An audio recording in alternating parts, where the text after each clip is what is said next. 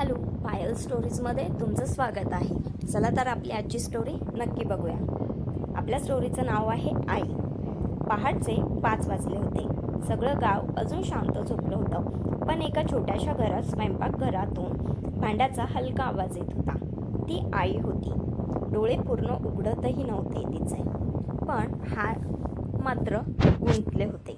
एका हाताने पोळ्या लाटत होती, दुसऱ्या हाताने मुलाच्या डब्यासाठी भाजी करत होती. घरात सगळ्यांना वाटायचं आई दिवसभर घरीच असते, पण खरं तर तीच घराचा श्वास होती. मुलगा अजून झोपेत होता. आई हळूच त्याच्या खोलीत गेली. त्याच्या केसांवरून हात फिरवत म्हणाली, "उठ बाळा, कॉलेजला उशीर होईल." तो चिडून म्हणाला, "आई, अजून 5 मिनिटं." आई फक्त हसली, कारण आईला माहीत असतं मुलं कितीही मोठी झाली तरी त्यांना उठवायचं काम कधी संपत नाही. थोड्या वेळाने मुलगा तयार झाला. डब्बा घेताना म्हणाला, "आज पुन्हा तीच भाजी?" क्षणभर आईच्या चेहऱ्यावरचं हसू कमी झालं, पण लगेच ती म्हणाली, "उद्या दुसरी करेन बाळा." मुलगा निघून गेला, पण आईने शांत स्वतःचा नाश्ता केला नव्हता अजून, कारण घरात दूध कमी होतं. तिने सगळं दूध मुलाच्या चहात टाकलं होतं. दुपारी ती कपडे धुत होती. हातांवर साबणामुळे जखमा झाल्या होत्या, पण तरीही ती गुणगुणत काम करत होती. सायंकाळी मुलगा परत आला. खूप रागात होता. "माझे फ्रेंड्स सगळे बाईकवर येतात, फक्त माझ्याकडेच काहीच नाही.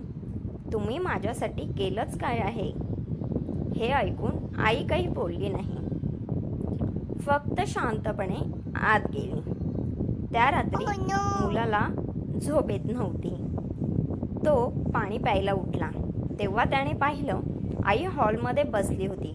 हातात जुनी पिशवी होती, त्यातून काही नोटा आणि नाणी मोजत होती. तिच्या डोळ्यात पाणी होतं. ती बाबांना हळू आवाजात म्हणत होती, "यावेळी माझी साडी नको घेऊ, ते पैसे ठेवूया. आपल्या मुलाला बाईक घेता येईल." हे ऐकून मुलाच्या पायाखालची जमीन सरकली. त्याला आठवलं, तीच आई स्वतःसाठी चप्पल घेत नव्हती, पण त्याच्यासाठी महागडे शूज आणत होती. ती स्वतः आजारी असतानाही त्याला गरम जेवण वाढत होती.